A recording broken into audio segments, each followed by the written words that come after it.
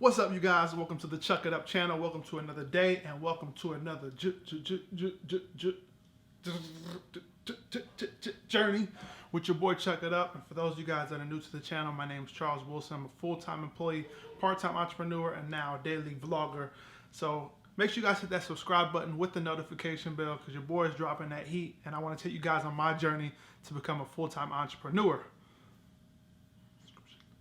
Hit the subscribe button. But anyways, let's get to the business. Why you guys clicked on this video, why you seen the clickbait, but not really the clickbait that I'm about to help you guys with, but it's not really a rap, so I'm not even rhyming. Is a master's degree worth it? Should I get a master's degree? Because a lot of people ask me that. And the answer is, I'm gonna sound like a lawyer on this one. It depends. It depends. Some people will say no, some people will say yes. Now for me, I'm gonna say for me, it was worth it because I was able to find my business. I was able to create my business from a paper that I wrote in my master's program. Had I not written that paper, I don't think it would have been as worth it, but I was also able to network with different people that was pretty high up in the sports. So again, the relationships as well as what I took out of the course was worth it to me. Some people weren't able to find what they were looking for, which is fine. You still have a master's degree. It's going to help you get a job in the corporate world, which is fine. So you guys need to determine and do the calculation to see if it's worth it. According to PayScale in 2016, they determined that having a master's degree on average will increase your yearly salary by $10,000 to $20,000 over a bachelor's degree. But then you also have to account, if you guys didn't have a scholarship, how much money you got in debt to that master's degree, to get the master's degree. So, I mean, for a certain master's degree, it could cost anywhere from $30,000 to $50,000 for a year, 1 year, 2 year program, even more than that for some degrees. So just to give you guys a little background on myself, is that I went to ASU to get my master's of legal studies and a focus in sports law and sports business. My plan was to become an athletic director, or maybe, a commissioner or a GM one day in the NFL. Throughout that first semester, my plan was, okay, how do I get into that type of situation? How do I get the experience? What is the career path? Luckily for me, the master's program, they had a specific class determining, okay, what is your goal? Like, what is your career goal? Let's look at the career path and see where you could start, see if we get you an internship while you're in the program. So by the time you exit the program, you have a job and you're on that path to hit your goal, which for me, again, was a college athletic director or GM, eventually in the NFL. So I want to say right near the end of the first semester of my master's program, because I took a 1 year master's program, it was 12 months. I did, I started in spring, did summer, and then I ended in fall and graduated in fall. But basically, at the end of the first semester, I decided, after I wrote my final paper and gave a presentation, it was like a 20-page paper where I wrote about high school recruiting, high school evaluating, and how corrupt it was with ESPN, Rivals, Scouts at the time, then 24/7 Sports, and just talking about how broken the system is when it comes to recruiting. There's a lot of things that go into it, and I'm not going to bore you guys because some of you guys don't really follow sports as well. But again, I went into deep dive. I did a lot of research on that, and I ended up seeing, hey, there is a market for this. And I've discussed this in previous videos, but if you guys haven't seen it, let me just go through it again. There was a market for something identified that was weak, that was needed, which was a universal recruiting scale. And that's where my business was born. It was called Sportalytics, a fusion between sports and analytics, basically to come together and evaluate players on a universal scale rather than having 1,000 analysts, evaluate 1 million players, and you have your 1,000 analysts trying to compile one list on different scales. This is a nightmare, which is basically what you see today. So eventually Sportalytics became king of the game, and that's where we're at now. Again, the best in high school sports highlights. If you guys haven't checked out, make sure you guys follow the YouTube page. It's right here. Basically, had I not found that business, then I don't know where I would be, because I don't think I wanted to end up going the athletic director route. So I was able to shadow an athletic director at ASU. His name is Ray Anderson, a pretty good friend of mine. He was my mentor. I was able to shadow him for a day, And I mean, his day was very interesting. He told me every day is not the same, and which I understand. I understand sports. I understand athletic directors and what they are in charge of. But I ended up just deciding that wasn't for me, and I decided to go straight into the business path of making King of the Game, or at the time Sportalytics, the best business possible, because that's where my passion was with sports. And why not help youth athletics when, when I was in high school, I felt like I didn't have any direction of where to go, how to get recruited. So that was kind of cool for me to help other kids, get recruited and help them with providing them additional information that I didn't even know when I was a high schooler. So the main reason why I joined my master's program is because I didn't have to take the GRE, I didn't have to take the LSAT.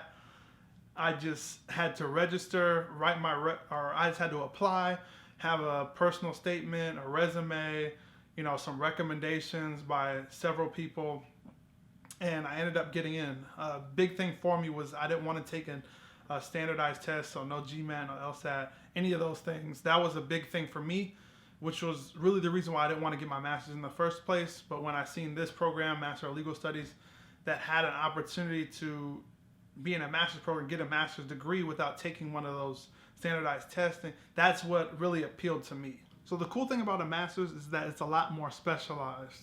And I felt like it was a lot more fun than the bachelor's program because I was taking classes that I wanted to take rather than taking a class that I was required to take. Usually master's programs are very specific. So usually most of the classes that you can pick are something of interest, which you can't say the same for in a bachelor's degree. When you're getting your bachelor's degree, one of the classes that I was taking when I was a math major was geology.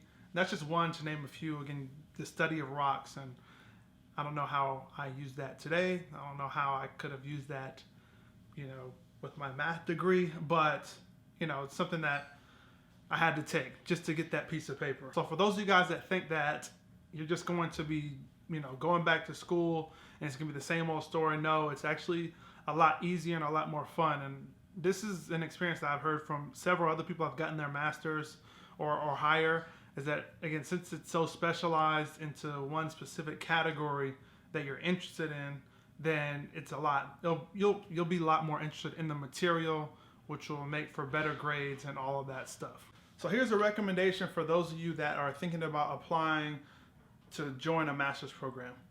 Number one would be, make sure you guys do a lot of research on that program. See if you could contact students that were in that program, see what their reviews were, because again, that's pretty key to figure out what their experience was, and talk to several of them. Again, you're gonna have people that say, oh, well, I didn't really like it, and you're gonna have people that say, hey, it was really great. You have to weigh both sides, take the information, and make your informed decision. So if you talk to one of the counselors, that was one of the things that I did. I told them exactly what I was trying to do, what my goal was, and they were able to lay out to me, okay, I think this is a good fit because we have X, we have Y, we have Z courses that'll help propel you to where you want to be. And again, that's what you want to do. So contact students, contact the counselor. You can set up a meeting with them. They're pretty helpful. At least they should be if they're, respectable. And I'm talking about the counselors, not the students. Students don't have any obligation to answer you back. So don't get mad if they don't answer you back. Secondly, is to go through the course catalog, see the curriculum, go through this individual classes and see which classes would apply to you, which classes would interest you.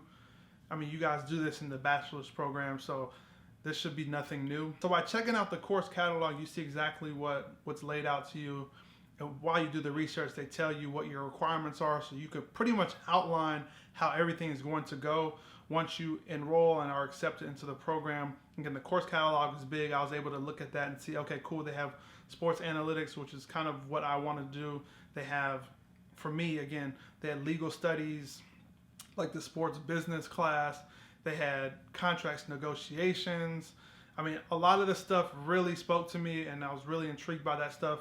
And again, make sure you guys are able to find classes that interest you, because if you are just taking the classes and say, oh, I'm not really interested in any of these classes, but I'll take it because I can get an easy piece of paper or an easy degree, I don't think it would be worth it, because your mindset, off the top is already is already messed up. So make sure you guys take something out of it just to better your education. Lastly, and I know that online courses are starting to get more popular for master's programs, but I would definitely advise you guys, after you meet with, students and counselors and you feel like, okay, cool, look at the course guidelines and I see, the course catalog with all the courses that I like. The last thing I would say is to reach out to the professors, whether it's by email or setting up an in-person meeting. Obviously, in-person would be better, but again, if it's an online course and your only option is to email them, then feel free to email them. But if you guys get that in-person interview or in-person meeting, make sure you guys do that option, because it'll pretty much put a face to a name. And also, if you build enough of a relationship with them, they'll be able to see your application come in and say, oh, okay, I remember him. He's pretty persistent. I know exactly, what he wants to do, what class he's interested in. He already knows some of the students. He talks to the counselor. You build that, credibility. You build that reputation. Now, it won't get you, it's not guaranteed to get you in, but it helps. So one thing that you guys can ask the professor, if it's an in-person course and you guys are just meeting, or you're just meeting the professor for the first time, is to see if you could sit in on a class. And I've seen this many times in the program when I was enrolled into it. There was random people that would come in, maybe one day and sit in for an hour just to see how the program is, or see how the coursework is, see how the professors are. And then they would make their informed decision there. I would advise you to ask the professor if you could sit in maybe for 30 minutes to an hour on the course and see how it is. Don't be intimidated, because to be honest, my master's program was a lot easier than my bachelor's degree. I ended up graduating with like a 3.6, 3.7 in my master's program.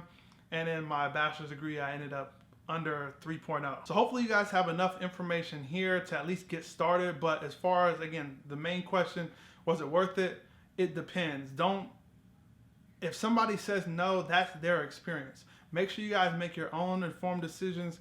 Make sure you guys make your own opinion about something before taking somebody else's opinion. It just depends based on what you're trying to do.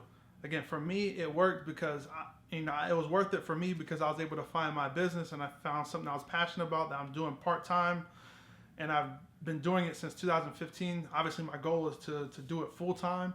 But again, it was worth it for me. Some people, it's not worth it, which is fine because everybody has different experiences, as is life. But find as much information as possible before making your decision, because I definitely want you guys to make an informed decision and not waste money by going to school and not getting as much out of it. And if you like the video, make sure you hit that thumbs up button for your boy. Hit it an odd number of times, not an even. Make sure it's blue, not gray. I think a lot of you guys are hitting that even number of times because I don't see that many likes, but it's all good. Hit that subscribe button with the notification bell so you guys get notified when your boy be coming out with new videos. And as you know, it's daily at 9 p.m. So I expect you guys here. And anyways, as always, action turns knowledge into power, and I'll see you guys next video. Jokey